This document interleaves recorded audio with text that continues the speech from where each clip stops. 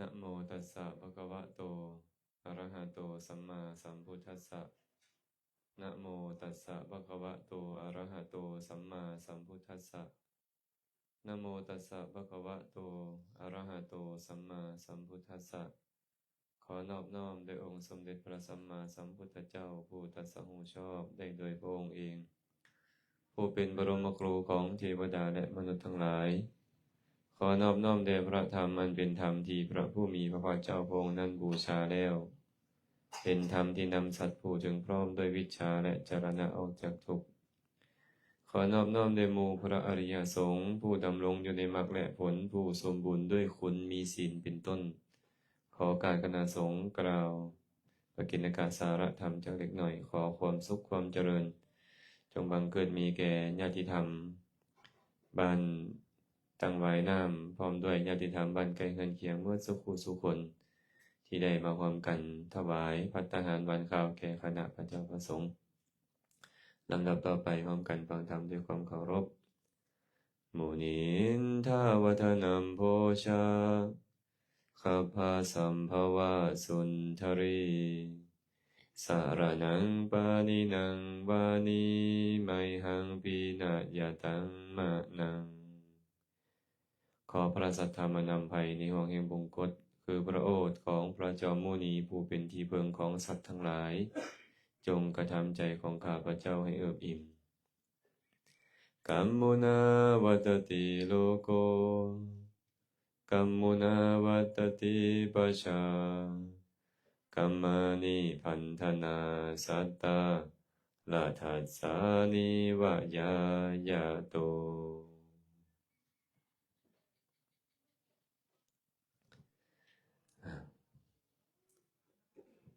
การเดินบรรการอนุโมทนาบุญนำญาติโยมบ้านตั้งหวายน้ำพร้อมด้วยบ้านไกลเฮือนเคียงที่ได้สละเวลามาอุปถากพระเจ้าประสงค์ได้มาใส่บาตรถวายทานแก่คณะสงฆ์ที่กำลังเตรียมจะเดินทางกลับมาเมื่อวานนี้สิกลับแล้วมื้อนี้ นะเมื่อคืนนี้ก็ได้เว้าเรื่องของทานศีลภาวนาให้ฟังแล้วทานคืออีหยังพวกเราก็รู้แล้วเห็นบ่ทานคือเจตนาในการสละทานบ่แม่นวัตถุเข้าของ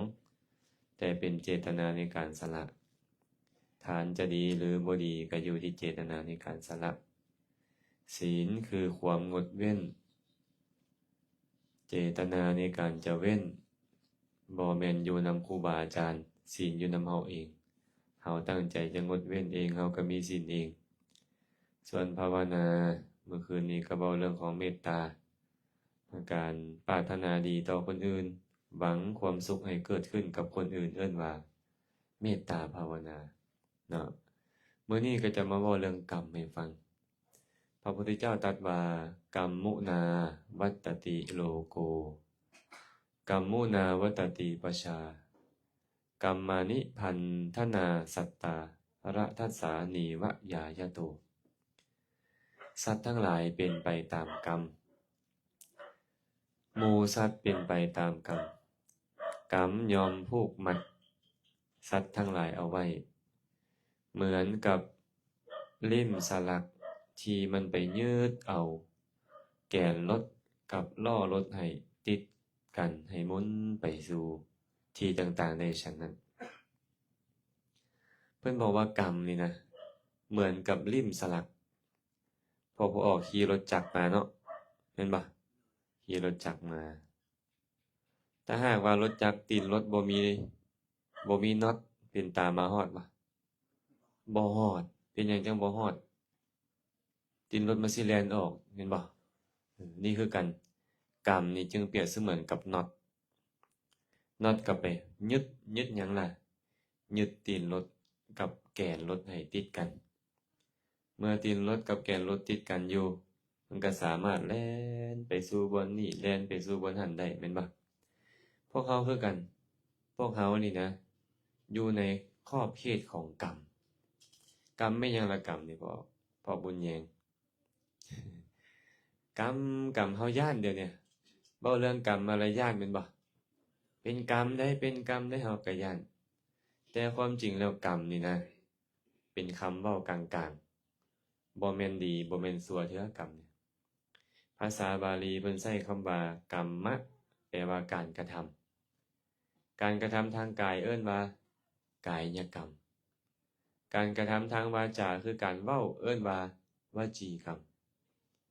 การกระทำทางใจคือความคิดเอิ้นว่ามโนกรรมคันคิดดีเป็นกรรมหยังกรรมดีคิดบ่ดีเป็นกรรมชั่วคันเว้าดีเป็นกรรมดีคันเว้าชั่วเป็นกรรมชั่วคันเฮ็ดดีก็เป็นกายกรรมดีเฮ็ดชั่วเป็นกายกรรมชั่ว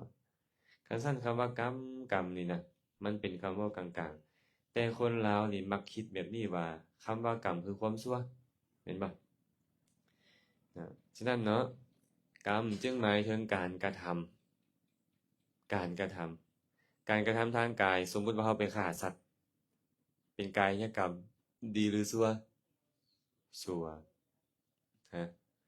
สมมุติว่าพวกออกไม่ออกจับข้าวจับน้ำมาใส่บาตรเป็นกายกรรมดีหรือชั่วดีนี่เอิ้นว่ากายกรรมพวกเขาไปตัวไปต้มเขาไปด่าไปว่าเขาเป็นวจีกรรมดีหรือชั่วคันเฮาไปเว้าคือสารพัดเพิ่นเว้ามื้อเช้านี่มาเด้อลูกบ้านหลานเมืองเด้อมาใส่บาตรหยาดน้ำเด้อเอาอาหารหวานข้าวมาถวายแก่พระเจ้าพระสงฆ์เด้อเว้าดีหรือเว้าชั่วนี่ดีเป็นกรรมดีหรือกรรมชั่วกรรมดีนะความคิดทางใจคือกันอยากให้ผู้นี้อยากให้ผู้นั้นโลภอยากได้ของผู้นี้โลภอยากได้ของผู้นั้นดีหรือชั่วเนาะคันคิดปรารถนาดีต่อคนอื่นขอให้ผู้นี้มีความสุขเด้อขอให้ผู้นั้นมีความสุขเด้อเห็นคนอื่นกำลังมีความสุขขอให้พวกเจ้ามีสุขยิ่งขึ้นไปเด้อเห็นคนอื่นกำลังตกทุกข์ได้ยากโอ้ยขอให้พวกเจ้าพ้นทุกข์เด้อดีหรือชั่วแบบเนี้ยดีนี่เอิ้นว่ามโนกรรมดีผู้ใดเฮ็ดให้เฮากรรมเนี่ยตัวเองเฮ็ดเองและผู้ใดที่มาตัดกรรมให้เฮาบัดเนี่ยบ่มีผู้ใดตัดกรรมเพราะเจ้าเฮ็ดกรรมกรรมมันเกิดขึ้นในใจของเจ้าคันเจ้าเฮ็ดกรรมดีมันส่งผลหยังส่งผลดีส่งผลเป็นสุขคันเจ้าเฮ็ดกรรมชั่วมันก็ส่งผลเป็นทุกข์แม่นบ่ฉะนั้นเจตนาดีเป็นกรรมดีเจตนาบ่ดีเป็นกรรมบ่ดีสมมุติพอเอาบุญแยงนี่นะไปเห็นตัวหมาน้อยอยากเอามันขึ้นรถไปนำยกมันขึ้นรถปึ๊บมันตายเป็นกรรมดีหรือกรรมชั่วที่ชั่วจังได๋เฮาเจตนาดีเฮาเจตนาดีก็ต้องเป็นกรรมดีแต่มันตายเองบ่เกี่ยวกับเฮาอันนี้เอิ้นว่าเจตนาดิคันเจตนาเฮาอยากให้มันตายแต่มันบ่ตายเป็นกรรมดีหรือกรรมชั่วกรรมชั่วเพราะเจตนาเฮาบ่ดีแม่นบ่ถ้าซั่นเจตนาเป็นกรรมเนาะคันพวกเฮาเจตนาดีแล้วตั้งใจดีแล้วมันจะเป็นจังได๋บ่เกี่ยวกับเฮาตรงกันข้ามบ่เนี่ยคันเฮามีเจตนาบ่ดีอยากให้เขาพินาศอยากให้เขาฉิบหายถึงเขาบ่พินาศบ่ฉิบหายมันก็เป็นกรรมชั่วเพราะเฮาเจตนาบ่ดีกรรมชั่วส่งผลเป็นทุกข์กรรมดีส่งผลเป็นสุขส่งผลเป็นสุขเนาะฉะนั้นพวกเราจึงเป็นไปด้วยอำนาจของกรรมจะยากจนก็ย้อนกรรมจะร่ำรวยก็ย้อนกรรมจะเป็นคนจบคนงามก็ย้อนกรรมเป็นคนขี้ร้ายก็ย้อนกรรมจะมีคนมีสติปัญญาก็ย้อนกรรมเก่าเป็นคนโง่เขลาเบาปัญญาก็ย้อนกรรมเก่าคือกันเฮ็ดจังได๋บัดนี้เฮาสิพัฒนากรรมของเฮาอยากมีความสุขบ่ล่ะอยากมีความสุขบ่อยากมีความสุขก็ต้องเฮ็ดกรรมดีมีแต่คิดแนวดีๆเว้าแต่แนวดีๆเฮ็ดแต่แนวดีๆมันก็ส่งผลเป็นสุขในอนาคตสมัยก่อนมีพ่อผู้หนึ่งไปถามพระพุทธเจ้าเพิ่นไปถามพระพุทธเจ้านะเป็นหยังน้อคนเฮาจึงแตกต่างกัน แตกต่างกันย้อนหยังคนเฮาพ่อออกกับพ่อออกบุญแยงคือบ่คือกันไม่ออกกับเด็กกับผู้น้อยๆนี่คือบ่คือกันมันต่างกันย้อนหยังเราไปถามมันนะเป็นหยังบางคนอายุยืนบางคนละอายุสั้นบางคนก็เป็นผู้มีสุขภาพพรานามัยดีบางคนก็เจ็บเป็นเอ็นอุ่นอยู่ตลอดบางคนก็เป็นคนจบคนงามแต่บางคนขี้ให้บางคนก็เกิดในตระกูลสูงเกิดในตระกูลสูงส่งบางคนก็เกิดในตระกูลต่ำบางคนก็มียศถาบรรดาศักดิ์เป็นเจ้าเป็นนายมีบริวารหลายบางคนก็บ่มีเพื่อนฝูงบริวารอีหยังเลยบ่มียศถาบรรดาศักดิ์หยังบางคนก็ร่ำรวยด้วยเงินทองบางคนก็ทุกข์บางคนมีสติมีปัญญาดีแต่บางคนก็โง่เขลาบ่ฉลาดย้อนหยังน้อขะหน่อยคนเฮาจึงแตกต่างกันนี่เราไปถามพระพุทธเจ้าเวลาเฮาไปหาครูบาอาจารย์เฮาก็ต้องไปถามธรรมะเด้เด้บ่แม่นฝันดีบ่ย่าฝันดีบ่เลขสิออกหยังไปถามแต่แนวนี้ก็บ่ได้เด้อวันนี้บ่ถามแล้วบัดนี้เนาะไปถามว่าย่าเอ้ยข้าน้อยคือทุกข์แท้เฮ็ดจังได๋ข้าน้อยสิบ่ทุกข์ย่าเอ้ยข้าน้อยคือเป็นแนวนี้เฮ็ดแนวใดข้าน้อยจะมีความสุขในอนาคตเฮ็ดแนวใดข้าน้อยสิเจริญย่าเอ้ยให้ไปถามแบบนี้นะนี่แหละพอออกคนนี้เราไปถามพระพุทธเจ้าแบบนี้พระพุทธเจ้าก็เลยตอบว่ากรรมมัสสกามานวสัตตากัมมะทายาทากัมมะโยนีกัมมะพันธุกัมมะปฏิสารนากัมมังสัตเตวิภัสสติยะทิทังหินปณิตตายะมานพเอ้ยสัตว์ทั้งหลายมีกรรมเป็นของตนมีกรรมเป็นผู้ให้ผลมีกรรมเป็นกำเนิดมีกรรมเป็นเผ่าพันธุ์มีกรรมเป็นที่พึ่งอาศัยกรรมนั่นแหละยอมจำแนกสัตว์ทั้งหลายให้เลวทรามเหลือและป่านี่แตกต่างกันบ่แม่นย้อนอย่างอื่นเพิ่นว่าย้อนกรรมเขาจึงแตกต่างกันผู้ใดเฮ็ดกรรมแบบใดมามันก็ส่งผลแบบนั้นกรรมนั่นแหละจำแนกให้บุคคลดีจำแนกให้บุคคลบางคนขี้ร้ายก็ย้อนกรรมเราบ่เข้าใจย่อโพดบ่เข้าใจว่าซั่นขอพระพุทธเจ้าจงอธิบายเพิ่มเติมแด่ข้าหน่อยอธิบายให้พิสดารแด่พระพุทธเจ้าก็เลยตรัสว่าถ้าจังซั่นเจ้าตั้งใจฟังเด้อตถาคตจะกล่าวบุคคลบางคนในโลกนี้มักฆ่าสัตว์มีมือเปื้อนด้วยเลือดมักเค้นฆ่าหาวีชีวิตสัตว์อื่นบ่มีจิตใจโอเอื้ออารีเลยเขายึดถือกรรมนั่นอย่างเหนียวแน่นหลังจากแตกกายทำลายไปย่อมเข้าถึงอบายทุกขติวินิบาตนรกแต่หากเขากลับมาเกิดเป็นมนุษย์อีกเขาจะเป็นผู้มีอายุสั้นนี่แหละมานพเอ้ยข้อปฏิบัติอันเป็นเหตุให้อายุสั้นถ้ามาสังเกตว่าคนบางคนนะบางคนนี่แท้งตั้งแต่อยู่ในท้องเป็นบ่คันเกิดซ้ำแท้งก่อนแล้วเป็นบ่เขากินยาทำแท้งก่อนแล้วเป็นหยังคือบ่ได้เกิดมาเลยคืออายุสั้นแท้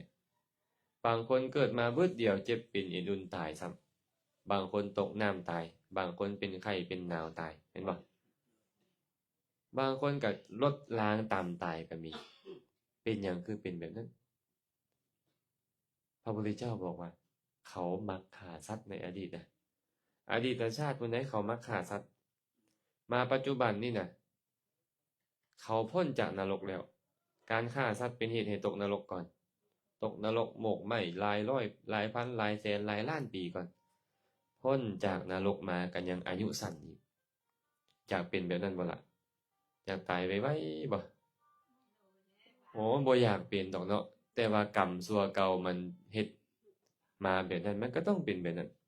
หลายๆคนก็ตายไวเนาะพระพุทธเจ้าบอกอีกว่าบุคคลบางคนในโลกนี้เป็นผู้มีจิตใจอบเอื้ออารีมีมือปล่อยวางศาสตราอาวุธแล้วบ่มีมือเปื้อนด้วยเลือดบ่เค้นฆ่าชีวิตสัตว์อื่นเขายึดถือกรรมนั่นอย่างเหนียวแน่นหลังจากแตกกายทำลายแล้วยอมเข้าถึงสุคติโลกสวรรค์แต่ถ้าเขากลับมาเกิดเป็นมนุษย์อีก เขาจะเป็นผู้มีอายุยืนนี่แหละข้อปฏิบัติอันเป็นเหตุให้อายุยืนบางคนอายุยืนมา90 ปี100 ปีกับบ่ตายจากเธอเป็นยังคือเป็นแบบนั้นเขาบ่มักฆ่าสัตว์อดีตชาติเขานะเขาบ่มักฆ่าสัตว์มีแต่มักซอยเหลือชีวิตสัตว์อื่นบ่มักเค้นฆ่าหาวีชีวิตคนอื่นตายไปแล้วเขาก็ไปสวรรค์กลับมาเกิดเป็นมนุษย์กันอย่างอายุยืนอีกอยากอายุยืนต้องบ่ฆ่าสัตว์ต้องบ่ฆ่าสัตว์มานพบุคคลบางคนในโลกนี้มักเบียดเบียนชีวิตสัตว์อื่นมักเบียดเบียนสัตว์อื่นด้วยไม้ค้อนด้วยก้อนดินด้วยฝ่ามือเขายึดถือกรรมนั่นอย่างเหนียวแน่นหลังจากแต่กายทำลายแล้วยอมเข้าถึงนรกแต่หากกลับมาเกิดเป็นมนุษย์อีกจะเป็นคนมีพยาธิบาดเหงาหลายนี่แหละข้อปฏิบัติอันเป็นเหตุให้มีโรคภัยไข้เจ็บหลายบางคนนี่ไปปัวไสกับบ่เศร้าเนาะเจ็บป่วยอยู่เดี๋ยวก็เจ็บนี่เดี๋ยวก็ป่วยหั่นอยู่เอาไปปัวอยู่บ้านน้อยเมืองใหญ่เอาไปปัวอยู่ห้องหมอดีปานใดก็บ่เศร้าเป็นย้อนหยังกรรมเขากรรมชั่วที่เขามักเบียดเบียนสัตว์อื่นอันนี้บ่ฆ่าอันเนี้ยมักทุบมักตีเขามักเบียนเขาบ่ได้ฆ่าเด้เบียดเบียนซื่อๆตายแล้วก็ตกนรกพวกเจ้าดิมักกวนหมู่บ่ระวังเด้อมักกวนหมู่มักทุบมักตีมักหยอกมักใหญ่เฮ็ดให้หมู่เจ็บให้หมู่บ่สบายตายแล้วตกนรกไหนเกิดมาเป็นมนุษย์ก็ยังอายุขออภัยเกิดมาเป็นมนุษย์แล้วก็ยังป่วยไข้อีกเดี๋ยวก็โรคมะเร็งเดี๋ยวก็โรคความดันเดี๋ยวก็โรคเบาหวานเดี๋ยวก็ต้องถูกตัดแขนตัดขาย้อนเฮามักเบียดเบียนสัตว์อยากป่วยไข้ให้เบียดเบียนสัตว์เด้อคันบ่อยากป่วยไข้ก็ต้องบ่เบียดเบียนสัตว์ตรงกันข้ามพระพุทธเจ้าตรัสว่ามานพบุคคลบางคนในโลกนี้บ่มักเบียดเบียนสัตว์อื่นด้วยไม้ค้อนด้วยก้อนดินด้วยฝ่ามือเป็นต้นเขายึดถือกรรมนั่นอย่างเหนียวแน่นหลังจากแตกกายทำลายแล้วย่อมเข้าถึงสวรรค์หากเขากลับมาเกิดเป็นมนุษย์อีกเขาจะเป็นผู้มีสุขภาพพลานามัยดีนี่แหละข้อปฏิบัติอันเป็นเหตุให้มีสุขภาพพลานามัยดีบางคนนี่แข็งแรงบ่เจ็บบ่เป็นบ่มักป่วยไข้อีหยังเพิ่นนี่น่ะย้อนหยังจึงเป็นแบบนั้นข้าเจ้าบ่มักเบียดเบียนสัตว์อื่นบ่ทุบบ่ตีไผบ่เบียดบ่เบียนไผเกิดมาชาติใดๆก็มีสุขภาพพลานามัยดีอยากแข็งแรงต้องบ่เบียดเบียนสัตว์อื่นบุคคลบางคนในโลกนี้เป็นคนมักโกรธผู้โกรธถูกคนอื่นว่ากล่าวตักเตือนแม้เล็กน้อยก็โกรธเคืองผูกโกรธพยาบาทมาดให้แสดงอาการแค้นเคืองให้ปรากฏหลังจากแตกกายทำลายแล้วย่อมเข้าถึงอบายทุกขติวินิบาตนรกแต่หากเขากลับมาเกิดเป็นมนุษย์อีกเขาจะเป็นผู้มีผิวพรรณวรรณะเศร้าหมองบ่พองใสบ่งดงามนี่แหละข้อปฏิบัติอันเป็นเหตุให้ขี้ให้อยากขี้ให้บ่ล่ะเกิดมาชาติใดก็อยากแล่ปากแบงดังวึกไปจังซี่พิกลพิการเป็นขี้ทูดคูดถังย้อนหยังย้อนมักโกรธบ่พอบุญแยงอยากให้บ่เดี๋ยวก็อยากให้ลูกให้เต้าอยากให้หมู่ให้พวกอยากให้ผู้นี้ผู้นั้นอยู่บ่ได้เด้เกิดมาชาติใดขี้ให้แข้วก็บ่งามผิวพรรณวรรณะก็บ่งามตาริ้วตาเหลอีกปากแหว่งดังวึกพิกลพิการเป็นขี้ทูดคูดถังมักบ่ล่ะคันบ่มักต้องบ่โกรธได้บ่เนี่ยคันเจ้ามักโกรธหมู่โกรธพวกโกรธพ่อโกรธแม่พ่อแม่ว่ากล่าวตักเตือนก็บ่ได้โกรธเคืองเฮ็ดใส่พ่อแม่ให้พ่อแม่จังซี่ระวังเด้อระวังตายแล้วตกนรกพร้อมเกิดมาเป็นมนุษย์ก็ขี้ให้บุคคลบางคนในโลกนี้เป็นคนบ่มักโกรธถูกคนอื่นว่ากล่าวตักเตือนตั้งล่วงหลายกะบ่โกรธเคืองบ่ผูกโกรธบ่พยาบาทมาดให้บ่แสดงอาการแค้นเคืองให้ปรากฏหลังจากแตกกายทำลายแล้วยอมเข้าถึงสุคติโลกสวรรค์หากเขากลับมาเกิดเป็นมนุษย์อีกเขาจะเป็นคนมีผิวพรรณวรรณะพองใสงดงามนี่แหละมานพข้อปฏิบัติอันเป็นเหตุให้เป็นคนพองใสงดงาม เกิดมาชาติใดก็งามเพิ่นเนี่ยผิวพรรณก็ผ่องใสงดงามอวัยวะสมบูรณ์เบิ่งบ่ใดก็งามไปหมดเคยเห็นบ่คนงามฮะเออข้าน้อยนี่ก็งามอยู่เนาะงามน้อยหนึงพวกเราอะแต่บางคนนี่งามเบิดผิวพรรณก็งามหน้าตาก็งามสวดทรงก็งามตีนมือก็งามอะบ่อนใดเขาก็งามเบิดบางคนย้อนเขาบ่มักโกฏ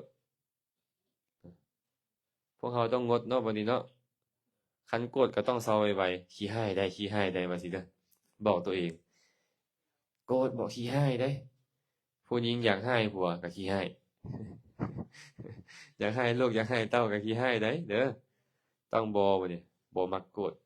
มันโกฏปุ๊บต้องฟ้าวเซามันโกฏปุ๊บต้องฟ้าวเซาต้องเตือนตัวเองว่าเจ้าจะไปนรกย้อนความโกรธนี้ได้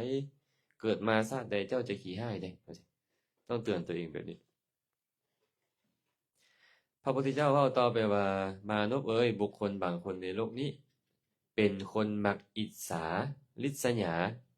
ในลาภสักการะคำสรรเสริญการกราบไหว้บูชาของคนอื่น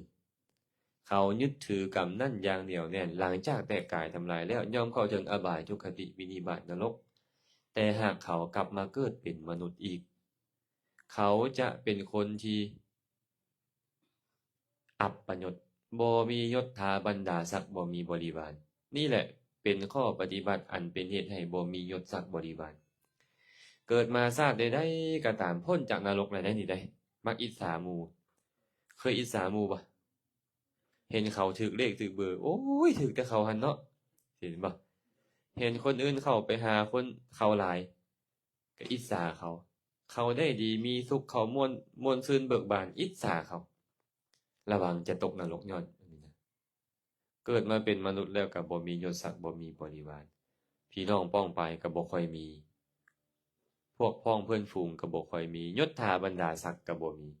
บ่ได้เป็นเจ้าใหญ่ในตัวนำหมู่อันนี้ย้อนอิจฉาหมู่เศร้าเด้อบัดนี้เด้อหมู่ได้ดีมีสุขก็บ่ต้องไปอิจฉาเขาเขาเฮ็ดบุญมาดีบัดสิโอ้เขาเฮ็ดบุญมาดีเนาะเขาจังได้ดีมีสุขคันเฮาไปอิจฉาเขาเฮาก็เตรียมโลดเตรียมไปนรกเกิดมาชาติใดๆเป็นมนุษย์ก็บ่มียศศักดิ์บริวารมานพเอ๋ยบุคคลบางคนในโลกนี้บ่อิจฉาริษยาในลาภสักการะคำสรรเสริญการกราบไหว้บูชาของคนอื่นเขายึดถือกรรมนั่นอย่างเหนียวแน่นหลังจากแตกกายทำลายแล้วย่อมเข้าถึงสุคติโลกสวรรค์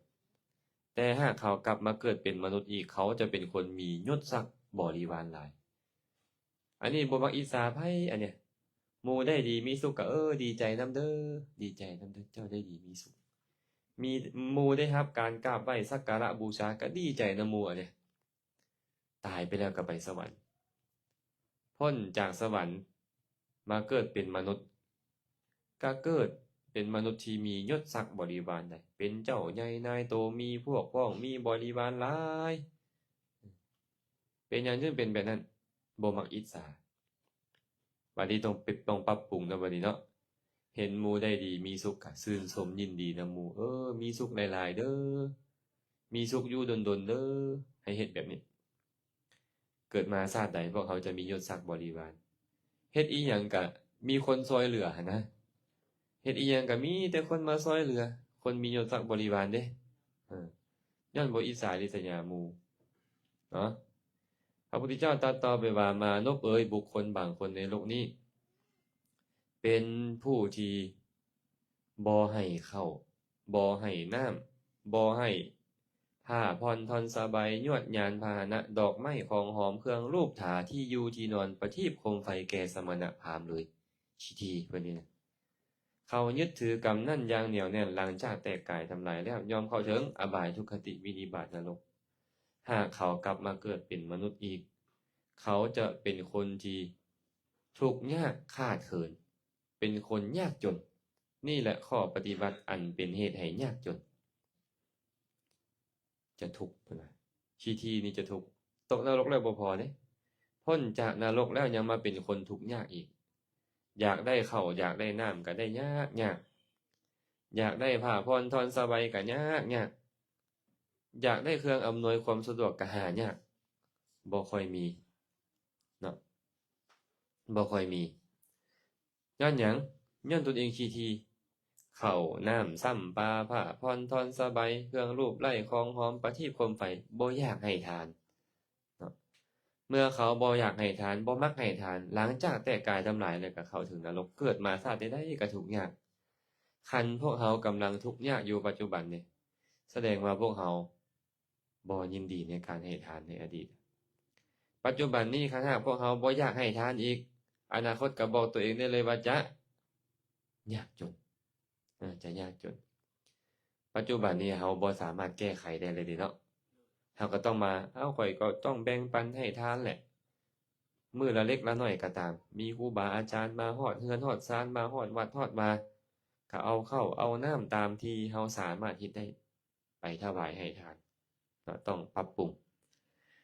พุทธองค์ตรัสต่อไปว่ามานพบุคคลบางคนในโลกนี้มักให้ข้าวน้ำผ้าผ่อนทอนสบายยวดยานพาหนะดอกไม้ของหอมเครื่องรูปทาที่อยู่ที่นอนประทีปโคมไฟแก่สมณะพราหมณ์ทั้งหลายหลังจากเขาแตกกายทำลายแล้วยอมเข้าถึงสุคติโลกสวรรค์แต่ถ้าหากเขากลับมาเกิดเป็นมนุษย์อีกเขาจะเป็นคนมั่งคั่งร่ำรวยมีโภคทรัพย์หลายนี่แหละข้อปฏิบัติอันเป็นเหตุให้มีโภคสมบัติหลายคนบางคนเกิดมาละรวยแล้วไม่ออกเกิดมาละรวยเลยมีไม่ออกผู้หนึ่งคนไทยเนาะเราเกิดลูกมาปุ๊บเกิดเมื่อนั่นแหละผัวเราฮู้ว่าลูกเป็นผู้ชายเซ็นเช็คเงินสดให้50 ล้านบาทเกิดมาละรวยเลยไม่ออกเลยพวกเขาดิปานใดที่มีฮอด50 ล้านบาทพวกเขาโอ้ไม่คือต่างกันแท้ซะนะเฮาละหาแต่เอาแท้เอาว่าจนเฒ่าแล้วเนาะพ่อใหญ่เนาะก็ยังบ่เห็นอยู่50 ล้านบาทเนี่ยบาทเขาเกิดมาปุ๊บได้50 ล้านบาทก่อนเลยเราไปค้าขายอีหยังมาหมอน้อยๆน่ะบ่ได้ค้าขายอีหยังมาเรามักให้ทานมาในอดีตเรามักให้ทานมาเมื่อทานนั้นส่งผลเราก็มั่งคั่งร่ำรวยเฮ็ดจังไดดีล่ะพวกเราอยากทุกข์นี่ทุกชาติทุกชาติเลยบ่เอาอะไรเนาะคันบ่เอาแล้วต้องไปหายาสีดุๆเด้อตำแจ่วไปหายาสีดุๆถวายทานแก่ครูบาอาจารย์ดุๆก็จะเป็นเหตุให้เรามั่งคั่งร่ำรวยมีโภคทรัพย์หลายฮู้แล้วบัดเนี่ยฮู้เลยเด้เนาะทียากจนมักให้ทานร่ำรวยก็ต้องพยายามแบ่งปันให้ทานคมความทีพระพุทธเจ้าตรัสต่อไปว่ามานพบุคคลบางคนในโลกนี้เป็นคนบ่เคารพบ่อ่อนน้อมบ่กราบไหว้สักการะบูชาต่อบุคคลผู้ควรกราบไหว้สักการะบูชาบ่ให้ทางแก่คนผู้ควรให้ทางบ่ให้ที่นั่งแก่ผู้ควรให้ที่นั่งบ่กราบไหว้สักการะบูชาต่อบุคคลผู้ควรกราบไหว้สักการะบูชาเขายึดถือกรรมนั่นอย่างเหนียวแน่นหลังจากแตกกายทำลายแล้วยอมเข้าถึงอบายทุกขติวินิบาตนรกแต่หากเขากลับมาเกิดเป็นมนุษย์อีกเขาจะเกิดในตระกูลต่ำต้อยนี่แหละมานพข้อปฏิบัติอันเป็นเหตุให้เกิดในตระกูลต่ำบ่เคารพไผเพิ่นนี่นะเห็นพ่อเห็นแม่ก็บ่เคารพพ่อบ่เคารพแม่เห็นครูบาอาจารย์ก็บ่เคารพครูบาอาจารย์ผู้เฒ่าเพิ่นเคยเว้าเอาไว้พวกเราเคยได้ยินบ่เสื้อนางต่ำอย่าได้นางสูงเสื้อลุงตาให้ยำปานแก้วปูสั่งแล้วหลานล่าจื้อจำเด้อเพิ่นเฮาเนี่ยส่วนหลายแล้วเฮาบ่เคารพต่อผู้ใหญ่อ้ายเอื้อยลุงป้าน้าอาเฮาบ่เคารพต่อเพิ่นเพิ่นนั่งต่ำเฮาไปนั่งสูงเซ้ยเป็นบ่ล่ะเป็นบ่แบบเนี้ยบ่เฮ็ดเด้อบัดนี้เด้อเพิ่นนั่งต่ำเฮาก็ต้องลงนั่งต่ำเพิ่นบ่มีบ่นั่งมาเฮาลุกให้ผู้ใหญ่มาครูบาอาจารย์มาคือกันเฮาก็ต้องลุกออกเนาะย่างสวนทางกันเฮาต้องหลีกทางให้เพิ่นเด้อคันบ่จังซั่นนี่เกิดมาในชาติใดๆก็จะเกิดในตระกูลต่ำต้อยแหละตรงกันข้ามนี่แหละพระพุทธเจ้าตรัสว่ามานพบุคคลบางคนในโลกนี้เคารพต่อบุคคลผู้ควรเคารพอ่อนน้อมต่อบุคคลผู้ควรอ่อนน้อมให้ทางต่อบุคคลผู้ควรให้ทางให้ที่นั่งต่อบุคคลผู้ควรให้ที่นั่งกราบไหว้สักการะบูชาเคารพนับถือต่อผู้ควรเคารพนับถือ เขายึดถือกรรมนั่นอย่างเหนียวแน่นหลังจากแตกกายทำลายแล้วย่อมเข้าถึงสุคติโลกสวรรค์แต่หากเขามาเกิดเป็นมนุษย์อีกเขาจะเกิดในตระกูลสูงส่งนี่แหละข้อปฏิบัติอันเป็นเหตุให้เกิดในตระกูลสูงส่งบางคนเนาะเกิดมาก็เกิดในตระกูลเจ้าขุนมูลนายเกิดในตระกูลเศรษฐีมหาราชาเกิดเป็นลูกเจ้าฟ้ามหากษัตริย์ย้อนหยังจึงเป็นแบบนั้นย้อนเขาเป็นผู้มีความเคารพอ่อนน้อมต่อผู้ใหญ่อ้ายเอื้อยลุงป้าน้าอาพ่อแม่สมณพราหมณ์เฮาต้องเคารพอ่อนน้อมเพิ่นมาเฮาก็ต้องลุกขึ้นไปต้อนรับเพิ่นบ่มีบ่อนนั่งเฮานั่งอยู่เฮาก็ต้องลุกให้เพิ่นนั่งย่างส่วนทางกันก็ต้องหลีกทางให้เพิ่นแสดงอาการเคารพอ่อนน้อมต่อเพิ่นเกิดมาชาติใดๆก็จะเกิดในตระกูลสูงส่งเนาะสุดท้ายนี่พระพุทธเจ้าบอกว่ามานพเอ้ยบุคคลบางคนในโลกนี้บุคคลบางคนในโลกนี้เป็นผู้ที่บ่มักฟังธรรมบ่มักเข้าไปหาสมณพราหมณ์บ่สอบสวนทวนถามธรรมะสิ่งที่เป็นประโยชน์และบ่เป็นประโยชน์เขายึดถือกรรมนั่นอย่างเหนียวแน่นหลังจากแตกกายทำลายแล้วย่อมเข้าถึงอบายทุกขติวินิบาตนรกเขากลับมาเกิดเป็นมนุษย์อีกจะเป็นคนโง่เขลาเบาปัญญานี่แหละข้อปฏิบัติอันเป็นเหตุให้เป็นคนโง่เขลาเบาปัญญาอยากโง่เขลาบ่พวกเขาอ่ะฮะขันอยากโง่เขากับบ่ต้องฟังธรรมบ่ต้องสอบสวนทวนถามธรรมะ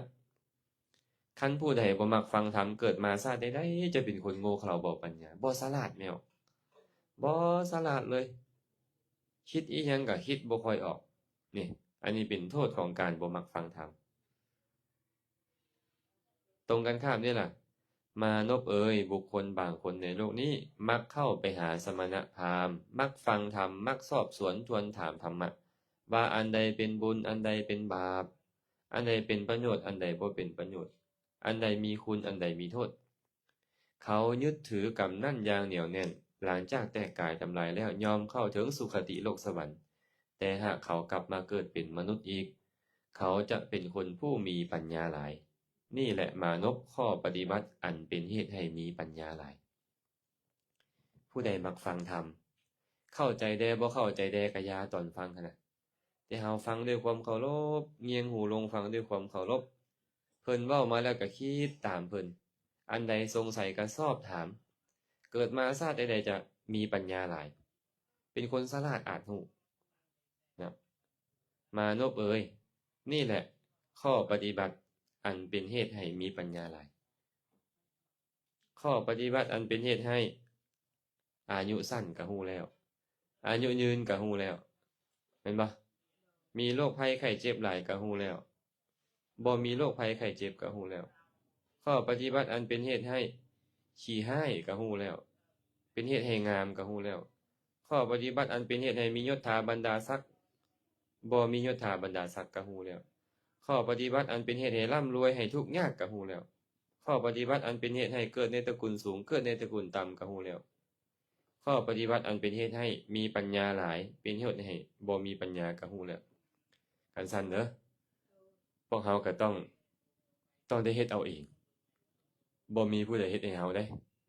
เฮาต้องเฮ็ดเอาเองหมดเลยให้ทานเป็นกรรมดีบ่กรรมดีขี้ที่เป็นกรรมชั่วฆ่าสัตว์เป็นกรรมชั่วบ่ฆ่าสัตว์เป็นกรรมดีมักโกรธเคืองเป็นกรรมชั่วบ่มักโกรธเคืองเป็นกรรมดีจังซี่เป็นต้นพวกเฮาฮู้แล้วโอ้กรรมจัดสรรเด้นี่คนจะได้ดีมีสุขก็กรรมดีจัดสรรเนาะคนจะตกทุกข์ได้ยากก็กรรมชั่วจัดสรรเนาะเฮาควรเฮ็ดกรรมใดดีควรเฮ็ดกรรมดีหรือควรเฮ็ดกรรมชั่วควรเฮ็ดกรรมดีสมมุติว่าเฮามีเวลาอีกมื้อหนึ่งแล้วเฮาจะตายเฮาจะเฮ็ดหยังเฮ็ดอีหยังดีจะไปเที่ยวหรือเฮ็ดหยังเฮ็ดกรรมดีสิไปเที่ยวเฮ็ดหยังก็ต้องเฝ้าเฮ็ดกรรมดีมันสิตายแล้วนี่น่ะเพราะกรรมดีส่งผลให้เป็นสุขฮู้หรือยังสิตายมื้อใดนี่พ่อยะฮู้แล้วบ่สิตายมื้อใดบ่ฮู้ อาจจะมื้อนี้ก็ได้มื้ออื่นก็ได้แม่นบ่ฮู้บ่ได้กะซั่นตอนนี้พวกเขาก็เลยต้องฟ้าวเฮ็ดคุณงามความดีโดยเฉพาะช่วงนี้ครูบาอาจารย์มาสู่บ้านสู่เรือนเราก็ต้องฟ้าวเข้าไปหาเพิ่นเข้าไปขอฟังธรรมบ่ถวายทานบ่เนาะกราบไหว้สักการะบูชาเพิ่นก็จะเป็นเหตุเป็นปัจจัยให้พวกเขานี้ได้ประโยชน์สุขพระพุทธเจ้าก็เลยตรัสไว้แบบนี้เลยว่ากรรมมุนาวัตตติโลโกสัตว์โลกเป็นไปตามกรรมเด้อกรรมมุนาวัตตติปชาหมู่สัตว์เป็นไปตามกรรมกรรมมานิพันธนาสัตตากรรมดีกรรมชั่วนั่นแหละย่อมผูกมัดพวกเขาเอาไว้ให้พวกเขาเป็นไปตามมันระทัสสานีวะยายาโตเหมือนกับริมสลักหรือเหมือนน็อตที่ไปยึดล่อรถกับแก่รถให้ติดกันแล้วก็หมุนไปได้นะมื้อนี้ก็เว้าเรื่องกรรมให้ฟังได้นึงเนาะก็หวังว่าจะพอเข้าใจบ่เข้าใจหมดก็อย่าให้เข้าใจไปที่ว่าเฮ็ดบ่ดีต้องได้ทุกข์เฮ็ดดีจะมีสุขในอนาคตเนาะแล้วนะมื้อนี้ก็คงจะพอสมควรอนุโมทนาบุญนำญาติธรรมเมื่อสุขสุขคนขอให้บุญกุศลนี้จงเป็นปัจจัยอำนวยอวยใจให้ทานทั้งหลายจงได้ประสบพบเจอแต่ความสุขปราศจากทุกข์ทั้งปวงหากปรารถนาสิ่งหนึ่งประการใดอันเป็นไปในทางที่ชอบประกอบด้วยธรรมแล้วก็ขอให้ความปรารถนาของทุกคนทุกท่านจงสำเร็จโดยทั่วกันเทอญ